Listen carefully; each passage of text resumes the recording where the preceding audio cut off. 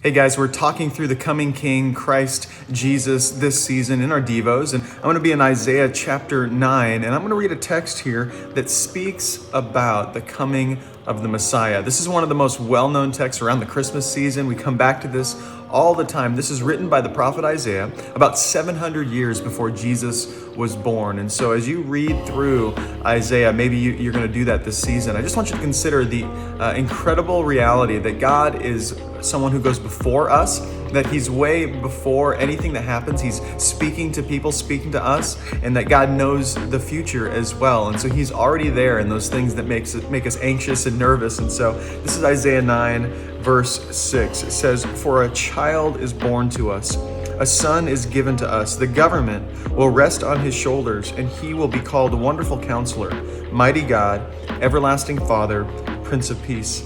His government and its peace will never end." That'd be pretty nice, right? "He will rule with fairness and justice from the throne of his ancestor David for all eternity.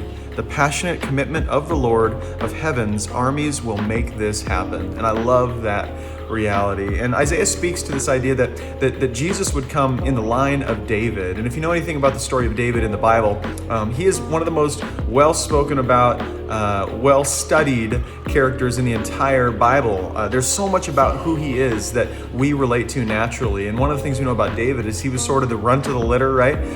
Sort of somebody that nobody expected to be king. And then through him just sort of waiting on God and being faithful, he's thrust into positions where he can show God's faithfulness. We know about the story of David and Goliath, but he's just a shepherd, right? He's just a normal person that is given these incredible opportunities. He goes through some persecution with Saul. We know that story. It just, his life gets really hard. And even in that persecution, he chooses to be faithful. And we read here, and then later Jesus even affirms this in the Gospels, that he is from the line of David. He is the Messiah who shows up like David, sort of someone people don't expect.